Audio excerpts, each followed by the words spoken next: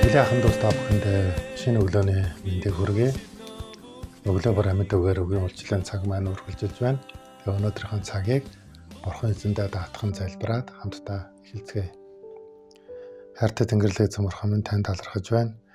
Та бидэнд энэ шинэ өглөөг өгсөн талархъя. Тэгээ алдар магтаалыг танд өргөж байна. Бүгдээ танд даатгая. Энэ өдрийг та өөрийн хүслээр өдөртөн жолоодож хэлүүлж өгөөрэй. Тэгээд өнөөдөр өгнөөс суралцах хүч чадал мэрэгэн ухааныг өгөөрэй. Бас хэрэгжүүлж амьдрах хүчийг та бидэд сойрхон болгож өгөөрэй. Эзэн Бурхан минь тань талархан Есүс Христ эзний нэрээр залбирanгуйч байна. Амен. Амен. За бүгдөө талархлын тухай хамтдаа суралцж байгаа. За өчигдрийн мэдгчил дээр бид нэр бүх зүйл таларх гэсэн чухал сэдвийг хамтдаа үзсэн байна. За тэгвэл өнөөдөр бүгдөө хамтдаа үргэлжлүүлээд талархал бол итгэлийн нүд юм а гэсэн сэдвээр бүгдөө хамтдаа суралццгаая. Дуурал номын 92 дугаар бүлгийн 1-2 дугаар ишлэлийг бүгдөө хамтдаа уншъя. Яавад талархал өргөн дээдийн дээд таны нэрийг магтан дуулж, инрэл журмыг тань өглөөгөр, итгэмжит чанарыг тань үдшээр тунхаглан магтах нь зүй зохистой гэж хэлсэн байна.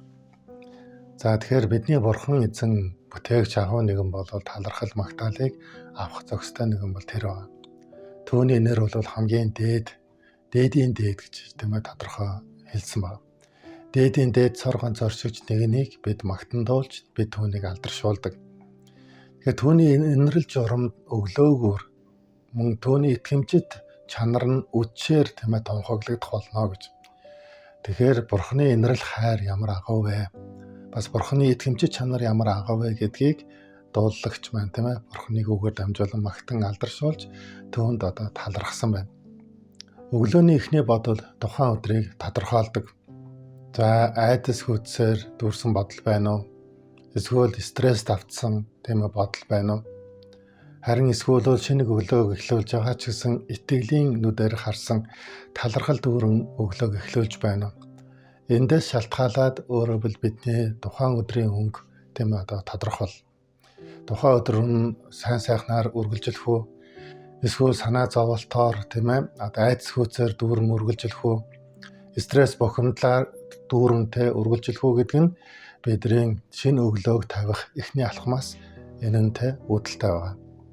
Тийм учраас дуулалыг бичигч маань өглөөгөр өөрөөр Бурханы инрэл журмыг тунхаглана гэж, үдшээр түүний итгэмжит чанарыг тунхаглан алдаршуулна гэж хэлсэн байна. Өнөөдөр ч гэсэн бүгдөө өглөөгөр Бурханы хамгийн сайн чанарыг тунхаглая. Бурханы инрэл хайрт бус бүгдөө хамтдаа талархъя. Талархал бол өнгөрсөнд биш, ирээдүйд итгэх итгэлийн хараа юм а. Тэгэхээр өөрөөр энэ бол нүдтэй адилхан гэсэн үг. Бид өөрсдийн төрлөх махан нүдээр бид энэ ертөнцид байгаа зүйлсийг сайныг нь чолж хардаг, бас армууг нь чолж хардаг. Гэхдээ бас бидэнд харахыг хичээсэн ч гэсэн харж чадахгүй зүйлсүүд бас байдаг. За тэгвэл харахыг хичээсэн ч бас харж чадахгүй байгаа зүйлсүүдийг харах нүд бол итгэлийн нүд байна. Өөрөөр сүнсний нүд байна. Тэгэхээр талархал минь өөрөө итгэлийн нүдийг маань улам илүү хурцлж хөгжөөдөг. Бид талархах тусам бидний итгэл минь бас үнэхээр бас улам илүү хурцлагдж идэг. Мөн бас бидний итгэлийн нүд минь улам илүү хурц байх тусам бид талархах маш олон шалтгаануудыг бид олж харж чаддаг юм а. Тийм учраас бид өнөөдөр энэ өдрийн өглөөг эхлүүлэхдээ бид өнөөдөр итгэлийн нүдээр бид талархах олон шалтгаан олж харцгаая бүгдөө. Талархах олон шалтгаантай бүгдөө хамтдаа энэ өдрийг эхлүүлж энэ өдрийн туршид бүгдөө хамтдаа амьдарцгаая. Өглөө бүр Бурханы инрэл хайр бол өөрчлөгдөхгүй, хэвээрээ оршдог. Бурхан бол хувирдаггүй, өөрчлөгддөггүй. Нэг өдрийн өглөө, дараагийн өдрийн өглөө, эх өдрийн өглөө бүгд Бурханы инрэл хайр нэг л хэвээрээ оршдог байна. Мөн үдшийн туршид хүртэл Бурхан тэр өдрийн туршид Бурхан итгэмжит чанараараа, үнэнч чанараараа итгэвч хүн нэг бүрийн дээр өөрийнхөө дуудагдсан хөвгүүд огтын дээр Бурхан өөрийн хайр инэрлээрээ итгэмжит чанараараа оршсоор байдгийг бид өнөөдрийн дуулал хэсгээс хамтдаа суралцж байна. Талархал бол Бурхан өнөөдөр ч гэсэн маргааш ч гэсэн намайг хизээж орхихгүй гэдгийг хүлээн зөвшөөрөх итгэлийн тунхаг юм а. Чарльз Спержон 1834 оноос 1892 оны хооронд амьдарч байсан хүн байна.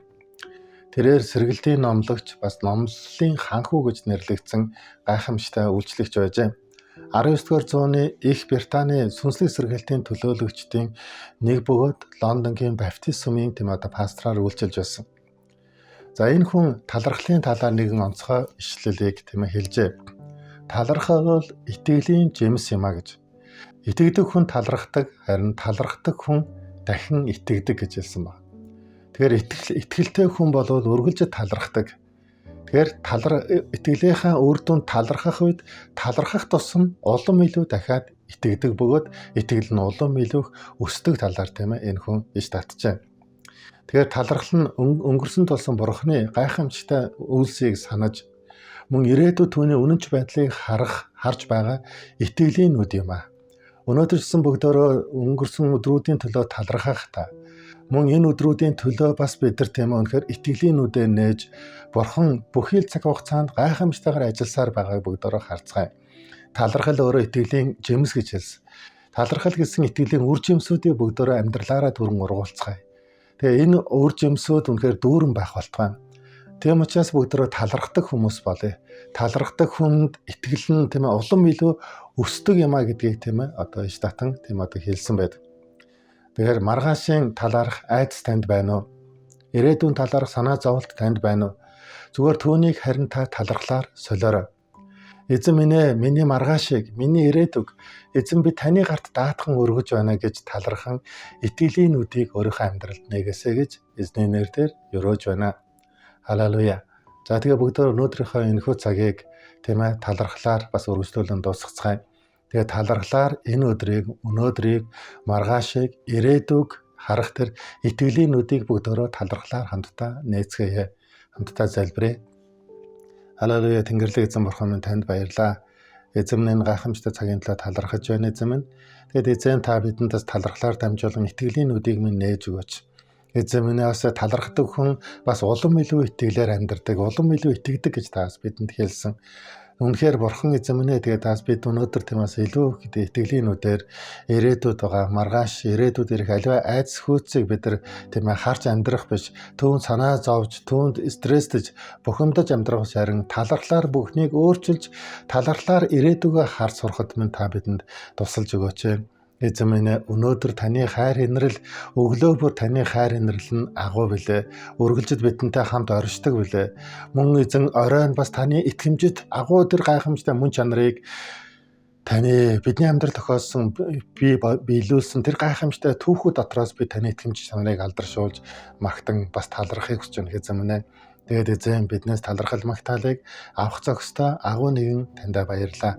Тэгээд эзэн энэ өдрийн туршид та бидэнд талархлаар дамжуулан итгэлийн маань нүдийг улам илүү хурцлж итгэлийн нүдийг минь та үргэлжид нээлттэй байлгаж өгөөрэй. Бид маргаашийн төлөө, бид ирээдүйн төлөө, ирээдүйд ирэх бурхнаас ирэх зөвхөн агуу бүтээгчээс ирэх сайн сайхан бүхний төлөө талархаж байна. Амьдрал тохиолдох хүнд хэцүү нөхцөл байдлуудыг ч гэсэн сайнаараа өөрчилж чадах бурхандаа бид талархан залбирч байна. Бидний эзэн Есүсийн нэрээр залбирanгуйч байна. Амен. Амен. За эзэн та бүгдийг эвэх болтугай.